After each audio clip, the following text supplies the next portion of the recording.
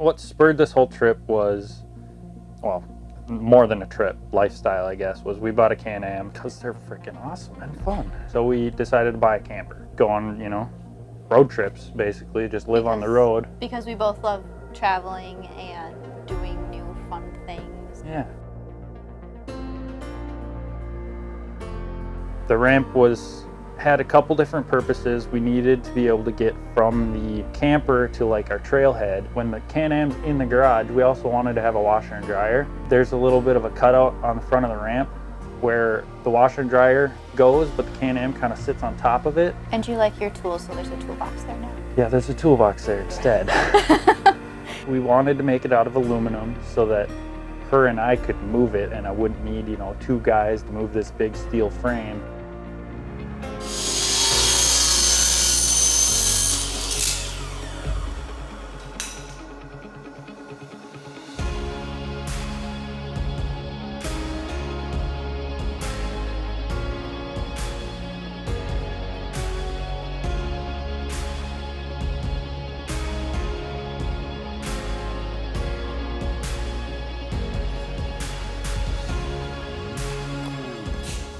I got a lot of welding ahead of me. It's getting late. We're gonna call it a night. Finish this up tomorrow. Right? Yay! See you tomorrow.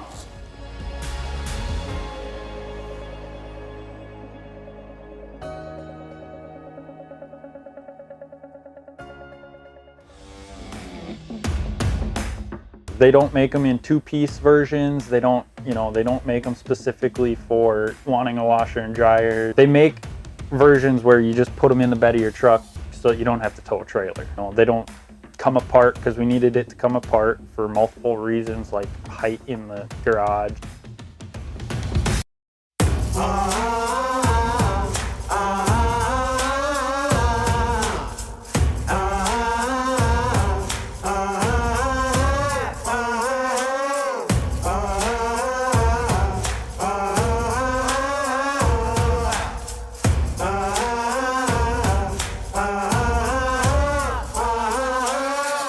I got a ton more welding to do on this thing. It's gonna probably take me all night, maybe a couple days. I'm gonna keep going on this.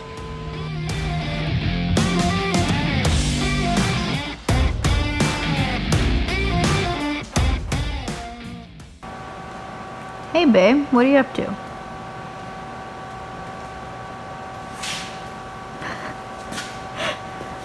No comment? Getting frustrated, that's what I'm up to. Why? Apparently I don't know how to weld. Well, that can't be true. I just, like, not having a steady hand or something that day, kept just screwing welds up and just getting frustrated. When you get frustrated, you screw up. When you screw up more, you get more frustrated, and it was just... Well, aluminum isn't necessarily the easiest thing to weld either. It's difficult. I mean, I was TIG welding it, not MIG welding it, so it's not just like pull the trigger and go. You know, you're doing a foot pedal, and you're filling rod with one hand, and you have the torch with the other hand, and there's a lot going on, and you just need to get a rhythm going. And I just was out of was just frustrated.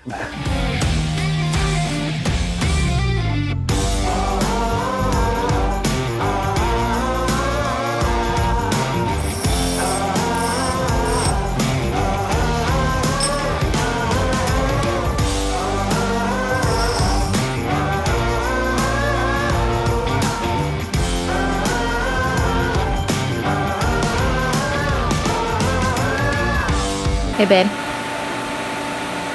Can I go Target? Weren't you just there last night? No!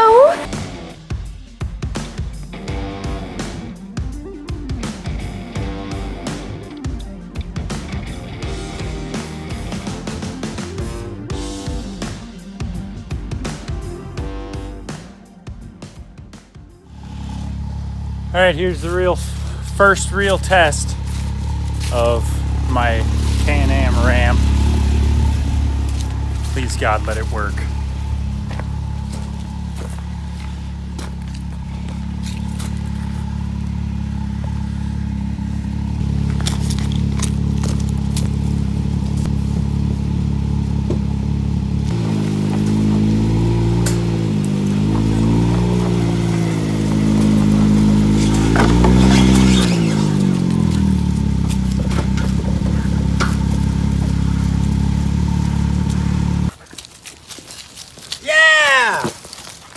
right, guys, it's on it. I didn't hear any welds crack or anything.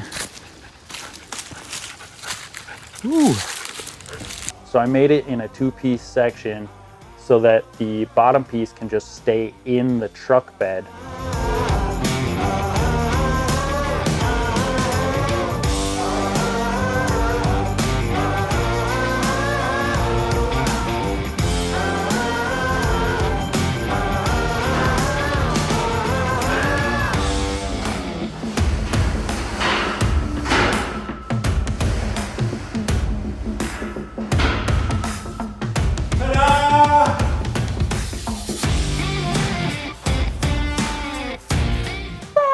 No. Well, After about like redesigning it like 4 times. yeah, we redesigned it a couple times. Initially, it was Sawed it apart, welded it back together. Oh, did that again. it got cut apart a few times, the base part of it, and then we initially it wasn't going to be like a sliding on type thing. It was going to be like set it on, bolt it in. Then kind of went to the realization like, hey, it's not that far from being able to just slide onto the truck. You always got your hitch and everything, toolboxes, tools, propane tanks, whatever in the bed of the truck. So you don't want to get up in there and be holding this thing and tripping over stuff. And so then it was, well, let's design it so that it can slide in from the back.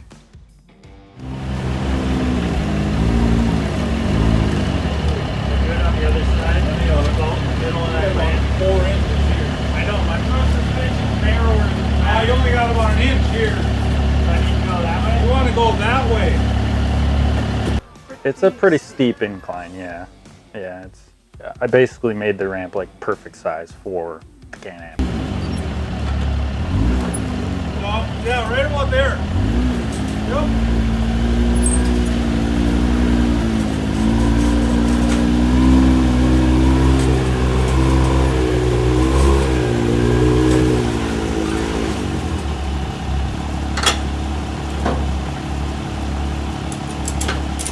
It's Whatnot. very customized. Yeah, Because it's like very it has specific to our Yeah. needs. because it can't be too tall because then the Can-Am will rub in the garage ceiling. It can't be too short because then it'll rub on like the roof of the truck when it's in there.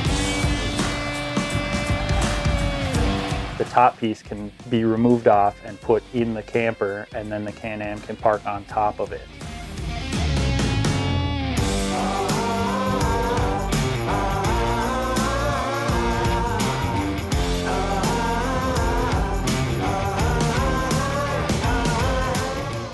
It was a freaking, we thought it was going to be like a 2 or 3 day project, and it turned out 2 to or be 3 months. like a couple weeks. It was, man, I had countless hours into welding that thing. It was crazy. It was a crazy project, and it was super cool. And we've gotten a lot of comments on it on the road. Like everybody comments on it.